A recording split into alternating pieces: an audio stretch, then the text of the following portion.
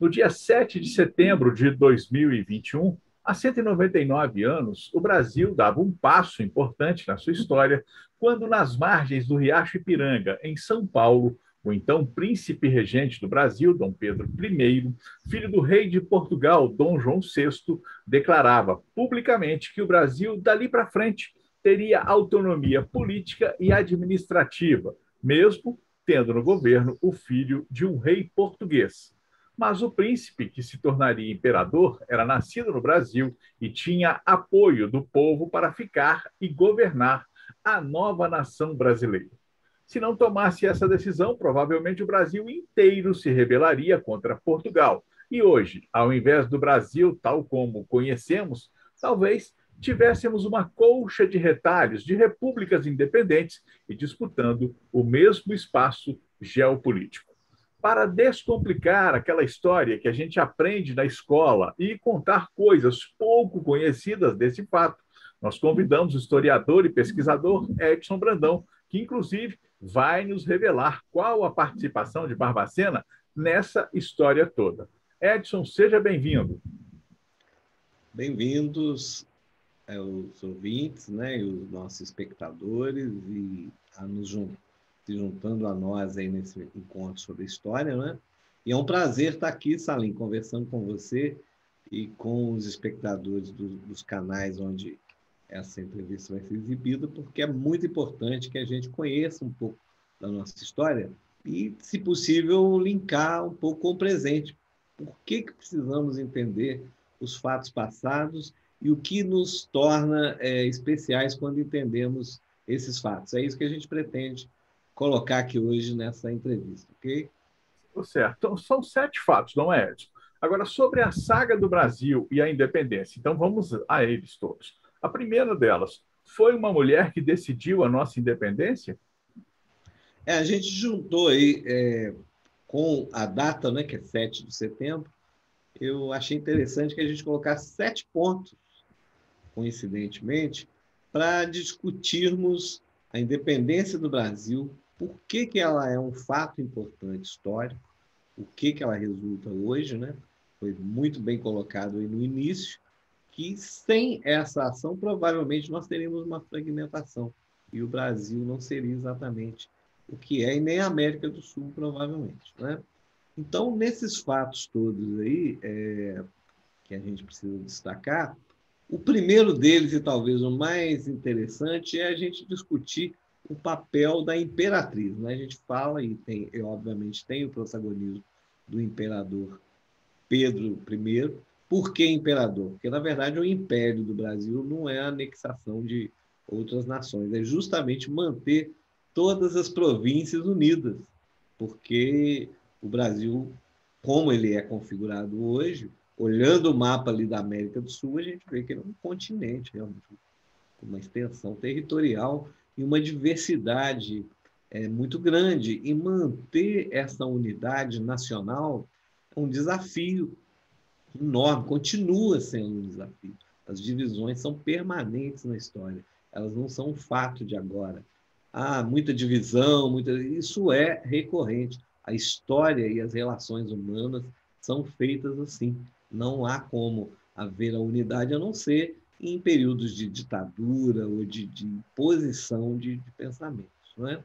Então, vindo aqui para esse primeiro fato, Salim, uma mulher realmente teve um papel primordial nessa história e talvez tenha realmente selado o destino da independência do Brasil. Há quem diga que a independência não aconteceu nem no 7 de setembro, ela aconteceu no dia 2 de setembro, que foi nesse dia que a imperatriz Leopoldina, que não era brasileira, ela era austríaca, uma mulher formada na casa dos Habsburgo, da Áustria, figura que eu vou detalhar depois aqui, ela tinha um papel muito além do que nós podemos imaginar para uma imperatriz daquela época.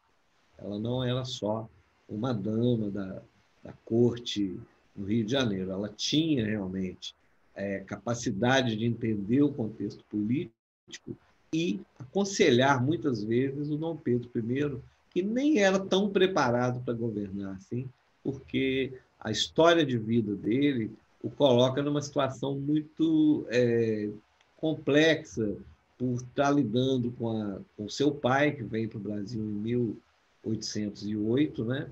E o Brasil deixa de ser colônia por esse período para ser um reino unido, né? Ele é realmente a capital do vasto império português, né? Nesse período. O pai do Dom Pedro I, Dom João VI, foge da Europa, né? Dominada por Napoleão Bonaparte, e ele vem governar toda a estrutura colonial, né? As grandes colônias que Portugal ainda mantinha a partir do Brasil. Isso é um fato inusitado. É o único rei, né? O único nobre europeu que pôs os pés no território fora dos domínios e das sedes dos seus reinos na Europa. E isso tudo pesa para o Dom Pedro não ter a ascendência que precisava. Ele não convive com os seus pares europeus, ele é criado no Rio de Janeiro, assim, sem grandes informações, né? E é justamente o casamento com a Maria Leopoldina da Áustria, que vem a se tornar nossa imperatriz, que lhe dá algum lastro de governabilidade. Ela viveu, Salim, apenas 29 anos, ela morreu muito jovem. O casamento feito entre ela e Dom Pedro I foi um casamento de Estado, né? Não era exatamente como a gente entende hoje, que um casamento se dá a partir de laços de afeição, de afinidade, mas eram assuntos de Estado resolvidos, ou uniões, né, entre países que eram seladas através de casamento de um homem, de um nobre, de uma nação com uma nobre de outra, né? E não foi diferente com eles, né?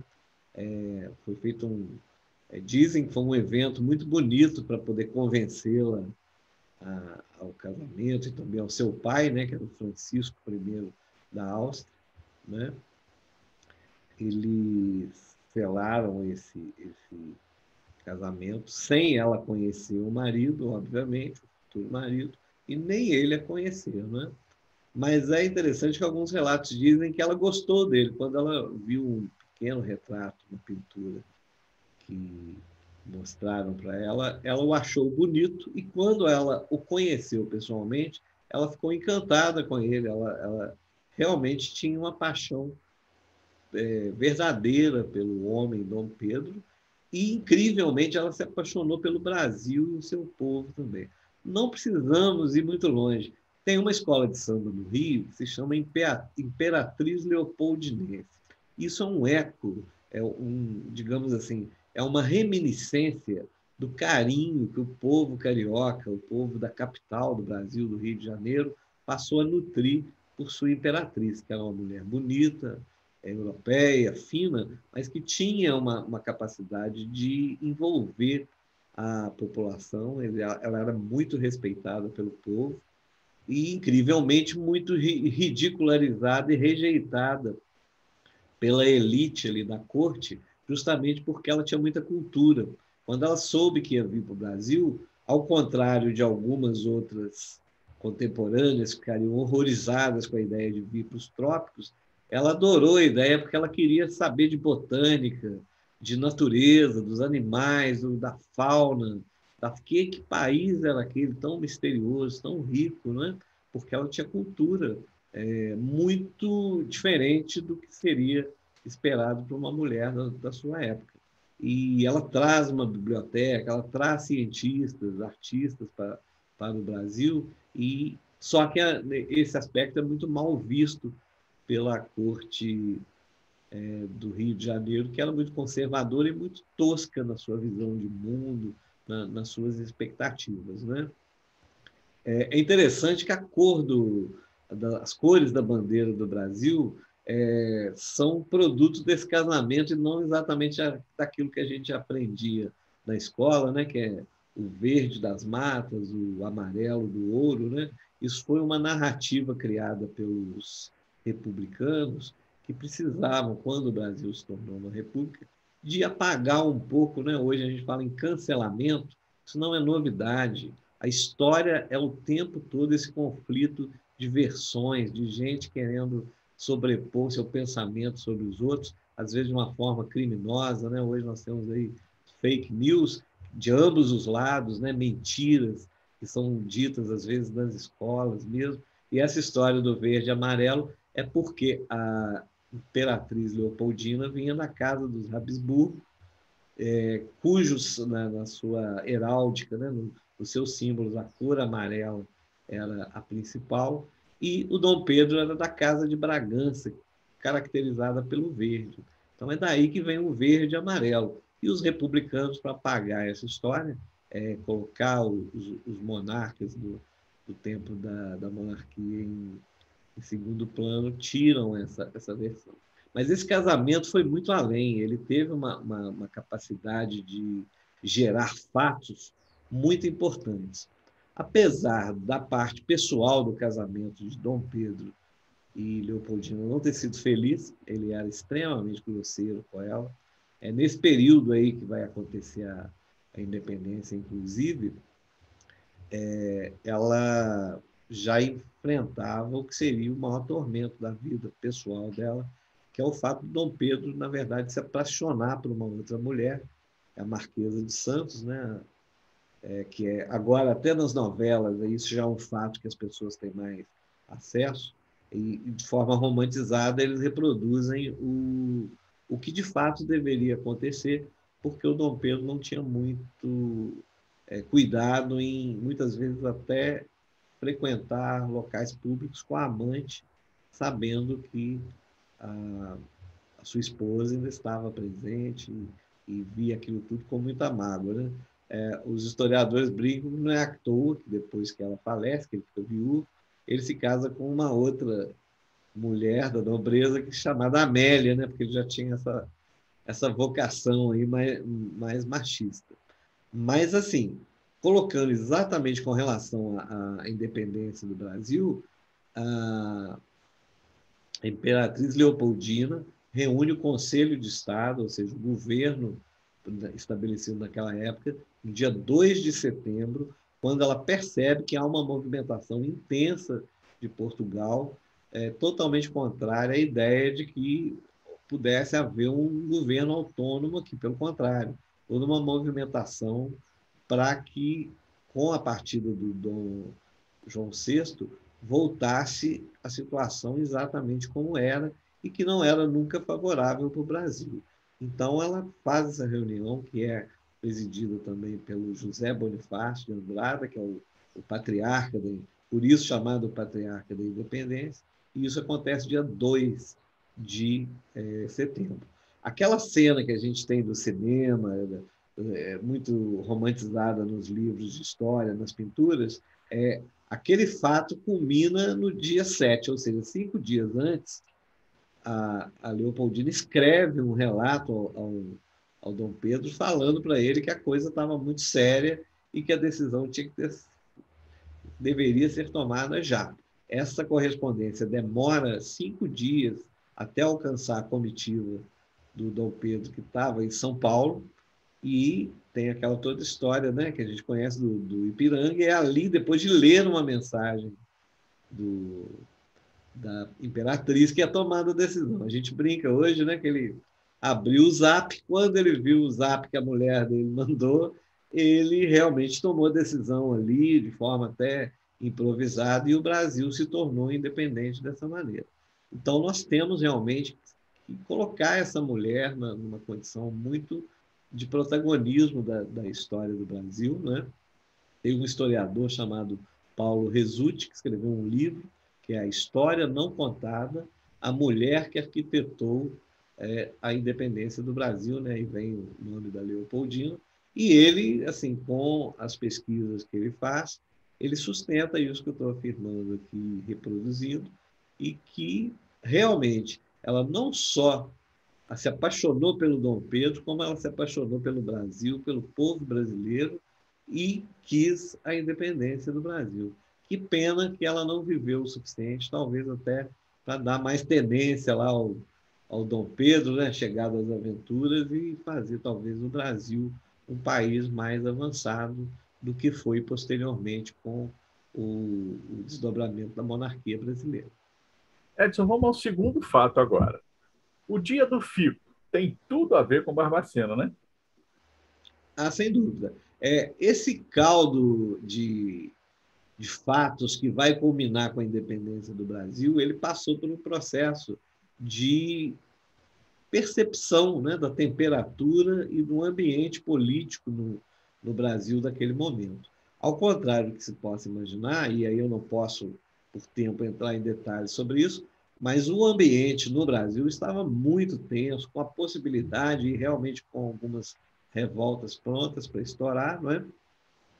E o Dom Pedro realmente precisava de demonstrar, pela presença popular, pelo povo nas ruas ou algo similar, que ele teria que dar um recado para aquelas forças que estavam reagindo à possibilidade da independência, né? Isso também é um fato recorrente. A história sempre vai revelar momentos como esse, onde é preciso que o povo dê demonstrações, de alguma forma, de que ele quer que algo ou alguém faça algo da história, ou que permaneça, ou que processe ali os fatos em favor desse próprio povo. E isso aconteceu no Brasil, e Barbacena tem muito a ver nesse episódio da independência. Esse tal desse Fico, né? Diga ao povo que Fico, que é uma coisa que a gente ouve também no colégio desde cedo, isso, na verdade, é a culminância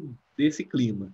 No dia 21 de dezembro de 1821, ou seja, no ano anterior da independência, para vocês terem ideia de como se fazia essa percepção do clima, foi mandado aqui para Minas Gerais um cidadão chamado Paulo Barbosa da Silva. Ele chegou no dia 21 de dezembro, aqui em Barbacena, depois de uma viagem longa a cavalo, né, subindo a Serra da Mantiqueira. E o que ele queria? Ele queria que as vilas e as cidades e todas as câmaras municipais da região demonstrassem formalmente apoio ao Dom Pedro I, e não fosse dado apoio a algum tipo de manifestação que viesse de autoridades portuguesas, né? E isso teria também, com o ambiente confuso que estava, reflexo no governo dos estados, né, das províncias. Minas Gerais tinha o seu governo a partir de Ouro Preto.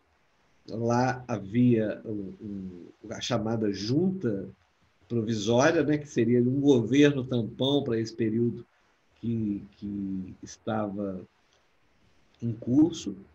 Eles faziam eleições naquela época, mas não da forma como nós entendemos hoje. Digamos que seriam eleições indiretas, só pessoas de um nível econômico e de poder maior podiam participar, não eram eleições populares, mas de qualquer forma ia ter uma eleição. E a Câmara aqui de Barbacena tinha direito a mandar 4 vereadores para essa eleição, e eles estavam determinados a votar no candidato ou na pessoa que representasse o Dom Pedro I, porque isso significaria apoio à independência. Só que fizeram uma maracutaia lá, uns dias antes da hora marcada, ou do dia marcado para essa votação, que seria em outubro, foi antecipado a data, sem que os vereadores conseguissem chegar a tempo. Dentre eles estava o padre Manuel Rodrigues da Costa, que foi um político aqui de... Esse é barbacenense, importantíssimo, pouco conhecido, o dono da fazenda do Registro Velho, um homem que viveu para participar da Inconfidência Mineira e teve capacidade, saúde, envolvimento político para chegar até a Revolução Liberal em 1842. Ou seja, ele pegou um período importantíssimo da história do Brasil, onde ele participou, e desse fato também.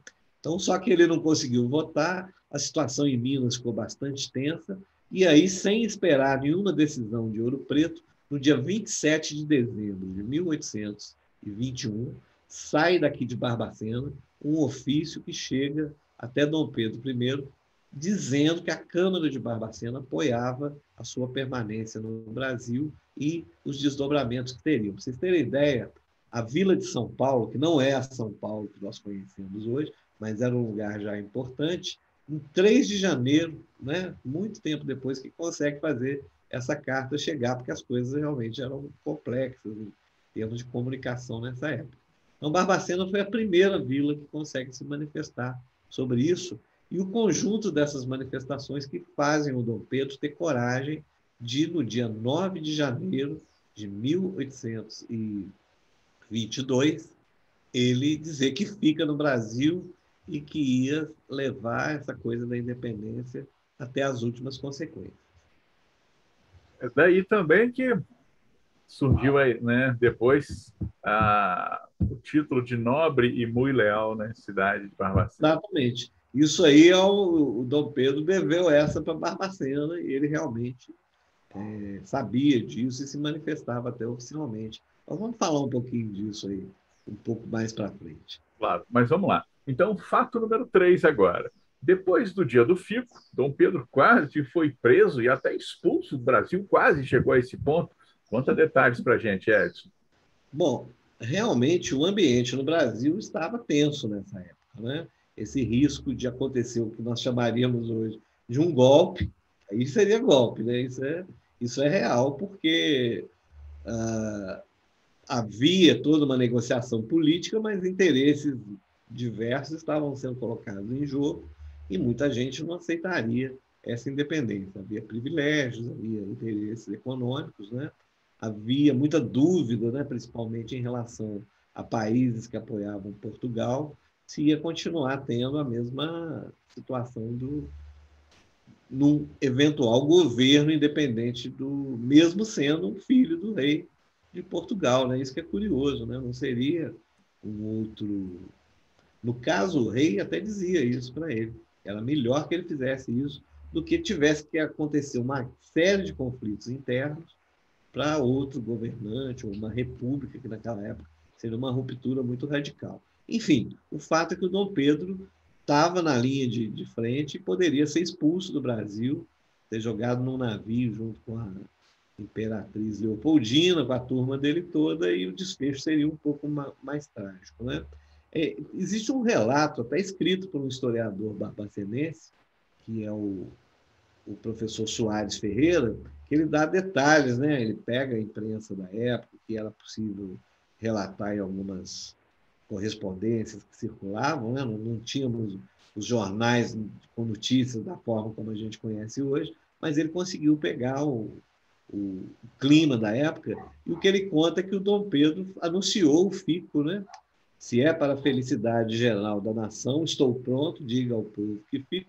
Isso foi anunciado publicamente, é como se ele tivesse ali convocado a Rádio Sucesso para dar uma entrevista coletiva.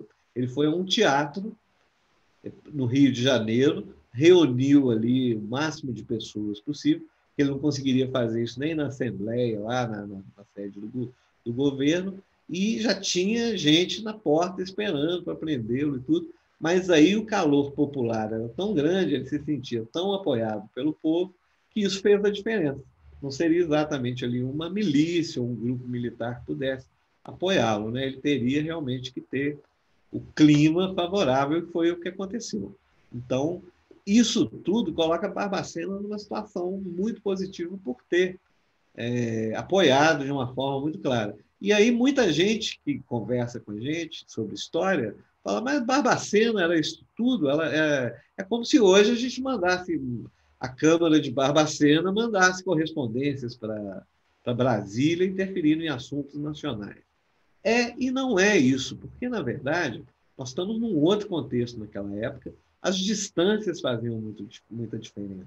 Não é? Barbacena talvez fosse uma das cidades mais próximas ali do contexto do Rio de Janeiro, e era tida como assim, o interior das Minas Gerais.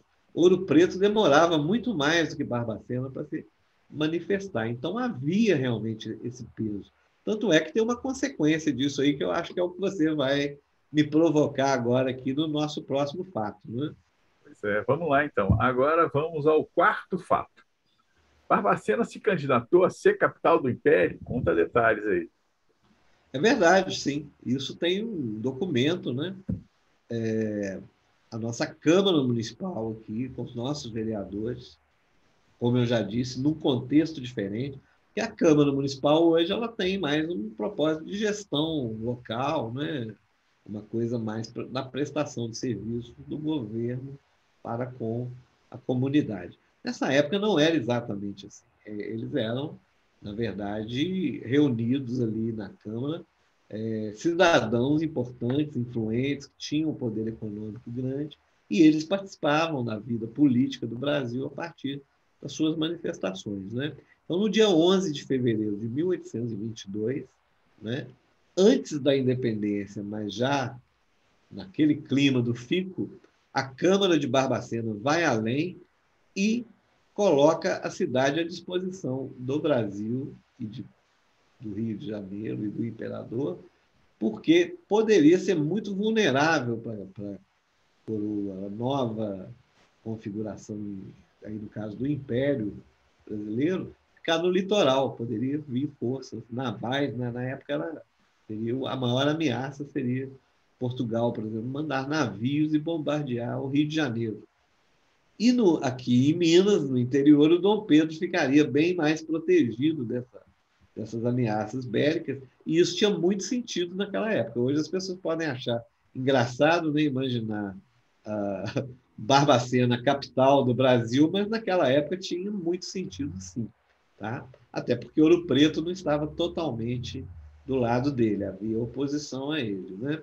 Eu estou me lembrando aqui, não tem nada a ver, mas tem uma curiosidade. Barbacena tinha, assim, no imaginário lá do Rio, uma condição tão importante assim, de ser um refúgio, que eu me deparei num jornal da década de 1850, talvez 40, 50, não me lembro agora, mas um médico falando que a princesa Isabel, né, que muito tempo depois vai ser a responsável pela libertação oficial dos escravos, né, ela, quando era criança, era muito doente, ela tinha muitos problemas respiratórios, e a ideia da família era trazê-la para morar em Barbacena. Ela passaria a sua infância em Barbacena para fazer um tratamento de saúde, o Conde de Pratos, por causa do clima, que já era tido como bom. Então, a gente percebe o tempo todo essa relação intensa de Barbacena com o período imperial,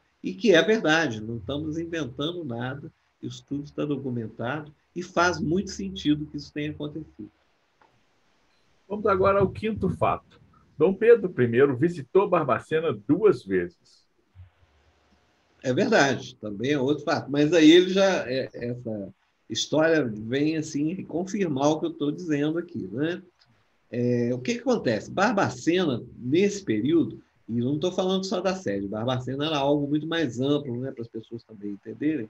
Ela tinha, juntando todos os distritos que hoje são cidades que se emanciparam, inclusive Juiz de Fora, né, que vai se emancipar em 1850, mas até então era um pedacinho de Barbacena. Na época da independência, Barbacena era uma das poucas cidades ou vilas que tinha 20 mil habitantes. Então, era um contingente grande de pessoas. Né? Estava no Caminho Novo, que ligava o Rio de Janeiro a Ouro Preto, que era a capital de Minas. Minas Gerais era a província mais populosa do Brasil, tinha 800 mil pessoas. Na época, isso era muita gente. Sendo que desses 800 mil habitantes, 270 mil eram mineiros na condição de escravos. Né? Então, isso fazia diferença. Porque esses escravos a gente tem que entender também como força de trabalho. Né? Eles tinham a capacidade de produzir muito, porque era um modo de produção daquela época totalmente execrável, né? Totalmente sem lógica na nossa visão contemporânea, mas era verdade. Então, isso dava um peso muito grande. Não era um passeio no campo que o Dom Pedro fazia quando ele se propunha a fazer uma viagem ao interior das Minas Gerais para poder entender o que estava acontecendo no Brasil. E dizem que as viagens do Dom Pedro, agora um parênteses aqui para a gente espairecer um pouco, eram muito divertidas, porque ele era um cara meio doidão mesmo. Né? Ele, como eu falei, ele não tinha aquele elan da nobreza europeia, ele era um cara meio despachado, gostava de uma aventura, gostava de de andar a cavalo. Você imagina, uma viagem dessa, gente, não é uma brincadeira, não. São vários e vários dias a cavalo. A gente tinha que ter saúde, tinha que ter disposição para fazer isso. Mesmo sendo um rei, um nobre, mas ali no campo não era fácil, porque chovia, fazia frio. Eles viviam, viajavam em condições muito ruins, né? Então, Dom Pedro, quando ele viajava, e tem uma história com São Paulo, provavelmente ele fez isso também em Minas, né? Ele apostou corrida com um dos membros da comitiva, para falar assim, quem vai chegar primeiro na fazenda do coronel João Ferreira? E ele pegou lá o cavalo dele e correu na frente. Quando ele chegou na propriedade, outra coisa, eles não andavam vestidos com aquela roupa de escola de samba que a gente vê assim, no imaginário popular, não, eram roupas simples, né, para ficar no campo. Dizem que não, eram cavalos bonitos, eram mulas, né, porque eram animais que tinham mais resistência para longas viagens. Então chega aquele cidadão lá, o pessoal não entendeu muito bem, ele também não se apresentou, ele foi levado logo para a cozinha, porque ele pediu comida. Aí mandaram os escravos levar ele lá para a cozinha, e ele falou, o que está acontecendo? Tem um monte de gente arrumando a casa aí. Não, é porque o imperador vai passar aqui pela região e nós estamos preparando e você está atrapalhando a gente aqui, porque nós precisamos cuidar dos preparativos e tudo, e era ele, entendeu? Então ele tinha essas pegadas assim, e o povo, de certa forma, acabava gostando desse jeito de ser dele. Essa história não foi inventada, não. Ela foi escrita pelo Major Francisco de Castro do Canto e Melo, que por acaso era o irmão da Marquesa de Santos, a amante, né, famosa dele. Então eles tinham intimidade suficiente para saber desses pormenores que a gente traz hoje, né? Mas a viagem a Minas, voltando aqui, que provavelmente era dessa maluquice toda aí do Dom Pedro, ela aconteceu em a partir de março de 1821, né? E se prolongou, não, na verdade, 22, desculpa, e se prolongou até abril. O Dom Pedro, para você ter ideia, ele saiu dia 25 de março do Rio de Janeiro e chegou em Ouro Preto no dia 9 de abril. E era considerada até uma viagem rápida para ele na época. Ele chegou em Barbacena no dia 1º de abril, né? Poderia também rolar uma mentira. Aí o pessoal, o imperador está aí, ninguém acreditou, né? Aí, nos registros, conta que ele chegou no 8º dia da sua cavalgada, né? Porque eles mediam em léguas, né, essa viagem, ela aumentou nessa viagem inteira, ela percorreu algo em torno de 90, quase 100 léguas, né? 97 léguas, que mais ou menos daria aí uns 470 quilômetros só de ida. Imagina a volta, né? Então, isso no lombo de mulas, né? Não era fácil, não. Aqui em Barbacena, ele foi recebido com os repiques de sino, e aí eles falam das 3 igrejas, que é a Igreja da Boa Morte, que a gente conhece, está aí, a Igreja da Piedade, também está aí, e uma igreja de São Francisco. Todo mundo pergunta, que igreja de São Francisco é essa? De fato, existiu uma igreja de São Francisco de Paula, que era na chamada entrada de Barbacena, que não era ali do Pontilhão, é lá na região do bairro do Carmo, que vinha ali da região de Antônio Carlos, e que essa igreja de São Francisco corresponde hoje ao local onde está a Praça Santos Dumont. Aquele largo ali, na verdade, era uma base onde ficava uma igreja. Então, todas essas igrejas repicaram os sinos. Mas ele passou por vários lugares. Ele passou pela fazenda do Registro Velho, de Safortes. Ele tinha que visitar o padre Manuel Rodrigues da Costa, que era o dono da fazenda, que era uma pessoa muito importante. Ele passou em Ilhéus, que seria hoje Padre Brito, cruzou o rio Elvas, um lugar chamado Montevidio, e assim ele foi seguindo até chegar em Ouro Preto, onde, junto com a popularidade que ele havia conquistado, né, nessas viagens, ele, de fato, viu que dava para fazer a independência.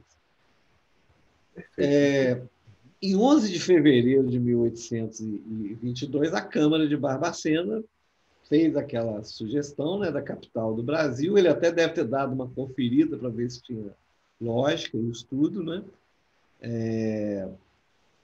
E até ali a relação dele com Barbacena foi excelente, né? Então, esse título de Muito Nobre e Leal Cidade, que nós podemos apresentar aí com mais detalhes, foi fruto disso. Ele fez uma segunda viagem, mas aí essa já é bem depois da independência, sabe? E ela já não é tão assim no momento bom. Ali o povômetro dele, o Ibope dele já estava embaixo, não só por um monte de coisas que ele fez ao longo do seu governo, de certa forma, frustraram as pessoas, como o ambiente, né, pessoal dele, ele já tinha perdido a Leopoldina, ele já estava casado com a Dona Amélia, né? E ele foi muito mal recebido em Barbacena. Inclusive, contam que, nesse caso, os sinos dessas igrejas que nós relatamos aqui, quando ele entrou na cidade, já tocaram o toque fúnebre. E ele, sem muito entender o que estava acontecendo, perguntou quem tinha morrido na cidade e relataram para ele que era o Líbero Badaró. E aí ele entendeu o recado. Quem que era o Líbero Badaró? Ele não era barbacenense e não é exatamente a história com o Barbacena. Ele era um jornalista, oposição a ele na época, e que foi assassinado em condições suspeitas. Puseram na conta lá do Dom Pedro, da sua turma, esse assassinato. E ele, de certa forma, sendo ou não sendo amando do imperador, mostrou o clima que estava muito ruim. Então, depois dessa viagem, ele voltou para o Rio de Janeiro, foi embora para Portugal e nunca mais voltou ao Brasil. Né? Obviamente, foi aí o fim da relação do Dom Pedro I com Minas, com o Brasil e com Barbacena. Agora, vamos ao fato número 6. Né? Já até comentamos de forma de colocar um pouco da história, mas essa posição de nobre e muito leal, né? Vila de Barbacena. Conta um pouco sobre isso agora. Aí já é uma consequência disso tudo. Né? Nós estamos aqui vendo a forma como ele, Dom Pedro, e a coroa brasileira, né? O imperador, podia retribuir, foi dar esse título, né? Que foi concedido por um decreto, né? E isso mostrava que Barbacena estava em alta. Mas aí eu vou pensar um fato que aparentemente não tem conexão, mas que tem, para a gente entender que isso também não era grande coisa, não. O título é importante, mas no sentido prático, como tudo na política, às vezes fica só nas palavras, nas intenções e não acontece. Muito nobre e leal cidade de Barbacena, tudo bem, prestígio em alta com a corte, mas eu tenho um relato feito por um viajante que era um oficial português que visitou Barbacena por volta dessa época, e ele fez um diário, e depois desse diário tem outras pessoas que fazem a mesma coisa, como o Barão de Langsdorff, que era um alemão, fez uma expedição científica que atravessou o Brasil todo e passou por Barbacena também por volta dessa época, um pouquinho depois da independência. E nesses relatos eles contavam sempre alguns detalhes de particularidades, né, de coisas que envolviam a nossa cidade, e é por ali que o historiador ele tem que ser um pouco detetive, ele tem que pegar um pouco algumas coisas, ler nas entrelinhas, e, às vezes, ele consegue ter teses que vão ser depois confirmadas por documentos, ou não, mas a gente consegue deduzir algumas coisas. Mas o fato é, eu estou contando isso tudo para dizer que, na viagem desse cidadão que fez o diário, o brigadeiro Cunha Matos, cujo diário tem muitos detalhes sobre Barbacena, ele falou que ele conheceu o presidente da Câmara Municipal dessa época, que era um cidadão, ele era um aspirante a oficial da Guarda Nacional, chamado José Simpliciano de Souza Barreto. Ele era um alferes, né? Tinha um cargo equivalente ali ao do Tiradentes. E ele contou que ele gostava e tinha interesse em montar uma fábrica de selas para cavalo, que era um material para aquela época muito importante, né? Ainda mais numa região que tinha muitos viajantes. E ele, aproveitando digamos assim, o prestígio de Barbacena, ele pediu o que seria um incentivo fiscal ou algum financiamento para que ele pudesse montar essa fábrica em Barbacena, onde, obviamente, daria ali uma dinâmica na economia da cidade. Você tem ideia, Salim? Ele nunca recebeu uma resposta disso. Né? É como se ele tivesse ido lá no BNDES, pediu um empréstimo para montar uma indústria aqui, ele, presidente da Câmara, e não conseguiu. Então, esse negócio aí dá muito nobre e leal à cidade, é legal aí no livro de história, mas na prática eu não sei se foi muito bom para Barbacena. Só para a história mesmo, né? Vamos então ao último fato, o sétimo. O que é que o Instituto Federal de Barbacena e o Museu do Ipiranga, em São Paulo, têm em comum? É legal, né? Eu gosto, às vezes, de conectar essas pontas que não têm, aparentemente, conexão nenhuma, e tem, né? E a gente vê aí como é que Barbacena sempre está. Eu sou muito acusado de bairrismo, né? Pô, mas tudo aconteceu em Barbacena? Sim, tudo aconteceu em Barbacena, dentro da trajetória histórica. Isso não significa que a cidade ia ficar melhor ou pior por causa disso, mas os fatos históricos estão aí. Mas essa história aí do Ipiranga é aquilo que também todo mundo conhece. O Museu do Ipiranga, na região do Riacho Ipiranga, né, onde o Dom Pedro foi alcançado pela Carta da Leopoldina, e lá ficou um lugar assim tão emblemático, e os paulistas sempre também a fim de pegar o seu pedaço na história do Brasil, que é interessante, Barbacena poderia ter um monumento aqui. Muitas cidades aí criam, às vezes, um museu no lugar onde o Dom Pedro dormiu. Barbacena não é o lugar onde o Dom Pedro, nem o primeiro nem o segundo, dormiu. Eles vieram e agiram, que fizeram coisas realmente tão relevantes quanto aquelas que eles faziam lá no Rio de Janeiro ou em outros lugares.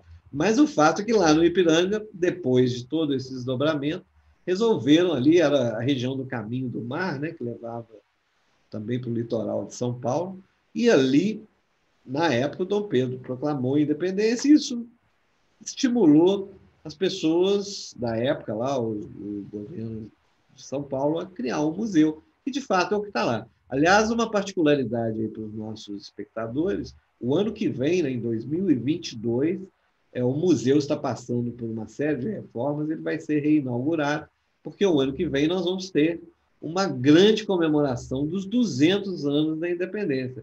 Tomara que Barbacena saiba disso e faça alguma coisa por isso, né?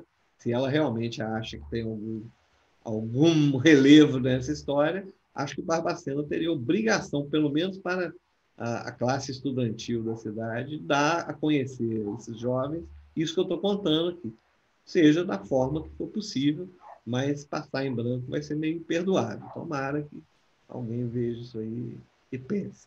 Mas, enfim, foi criado lá o Museu do Ipiranga. Ele foi projetado, obviamente, nos moldes europeus e ele precisava de uns jardins muito suntuosos. Era a ideia da época. Então, para ter ideia, nesse museu é onde está aquele famoso quadro, né, da Independência ou Morte. Ele é a peça principal. Ele tem outros atrativos, mas o Independência ou Morte, pintado pelo Pedro Américo, né, que foi um artista posterior à independência, mas que fez esses quadros, aliás, me perguntam muito por que se fazia isso, mas a gente tem que entender, quando não existia TV, nem foto, nem nenhuma outra forma de registro, um quadro histórico daqueles, ele era uma tentativa de retratar, de levar as pessoas a imaginar o que teria acontecido. Aí muita gente fala, mas o Dom Pedro estava numa mula, ele estava mal vestido, ele teve dor de barriga e tal, mas aí você vai retratar isso numa coisa que vai ficar. Não é bem assim. Quando você vai tirar uma foto 3x4 para um documento, você vai da pior forma que você se apresenta? Não, você vai pelo menos se compor para tirar uma foto direito. Por isso que, às vezes, eu defendo essas obras de arte, né? Porque as pessoas tentam meio desconstruir isso, mas é uma tentativa de dar grandiosidade ao fato que pode ter todo tipo de questionamento, mas ele é importante. Mas voltando à história aí do jardim, quem fez esse jardim foi um belga, não foi nenhum brasileiro, era um botânico, era um micólogo, né? O pessoal, micólogo estuda micos, não é exatamente isso. O micólogo é um cara que estuda fungos, é um cientista que estuda fungos e plantas de uma forma geral. E esse botânico chamava Arsenius Putemans. E esse Arsenius Putemans, ele projetou os jardins, que são belíssimos, foram modificados depois, mas aquele conjunto todo ali do Ipiranga, que o ano que vem vai ser muito visto pela população devido a esse bicentenário, ele foi criado por esse cara. E aí, mas o que ele tem a ver com Barbacena? Vocês observarem lá o Instituto Federal, que foi um dia o aprendizado agrícola, no tempo que ele foi criado, né? Ele é de 1910, o Arsênios Putermans veio convidado pelo de Aulas Abreu, que é o fundador da Escola do Aprendizado Agrícola, Escola Agrícola e hoje Instituto Federal, para criar um entorno. Ele era um professor de botânica, ele provavelmente veio dar algum tipo de orientação no ensino agrícola, e ele criou, se observarem bem ali o prédio da Escola Agrícola, ele tem uns patamares, né? Ele é todo em degraus, fica no alto, aquela bela construção em estilo europeu, mas são patamares que formam aquele elevado, né? Onde está a escola, e aquilo foi feito por essa mesma pessoa, o mesmo botânico, o mesmo paisagista que criou o Ipiranga, os Jardins do Ipiranga, foi a pessoa que pensou no entorno do Instituto Federal hoje. O que mostra também que Barbacena ainda estava conectada com gente interessante. O de Aulas Abreu era um visionário, uma pessoa que tinha um projeto nacional para o seu aprendizado agrícola, e Barbacena estava no meio dessa história aí. Então, olha só, do nada você consegue juntar coisas relevantes para a gente entender o papel da cidade, como eu já disse, vou repetir. Não é a cidade que mudou a vida do Brasil, e nem o Brasil mudou necessariamente os destinos de Barbacena, mas nós temos, sim, conhecer esses fatos, valorizar, e isso nos aproxima um pouco mais da história, para que a gente dê valor a ela, principalmente a gente aprenda para ela, né? De vez em quando falam, né? Vai estudar história, por que você está falando bobagem, você não estuda história? Mas é justamente, temos que conhecer a história com profundidade, com senso crítico, com outras fontes, né? Não ficar só nas mesmas fontes, para que a gente tenha uma visão o mais próximo possível da realidade. Então, são esses os 7 fatos que ligam de forma indelével a história do Brasil, a história da independência e a história da nossa querida Barbacena. Perfeito, Edson. Realmente você tem razão quando pondera de que o conhecimento da história faz com que a gente tenha esse discernimento para poder entender e para poder também conseguir construir o futuro.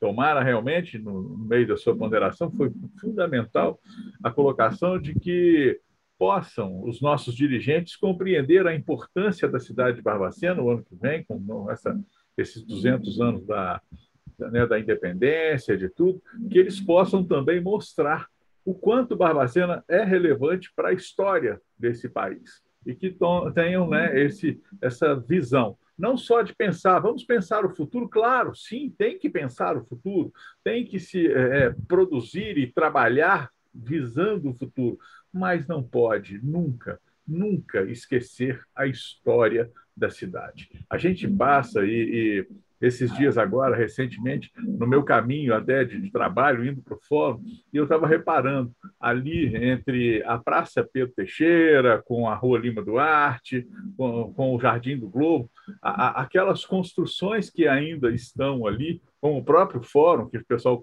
chama de Fórum Velho, né? E que mostram o quanto é bonita a nossa arquitetura. Tomara que eles consigam preservar, consigam manter essa ideia de que Barbacena é uma cidade histórica, que isso possa ser mostrado para as pessoas. O prédio onde está hoje o nosso museu, no Jardim do Globo, ali, né, o Museu de Barbacena, onde tem o Solar dos Camelos, como eu já disse, o próprio fórum.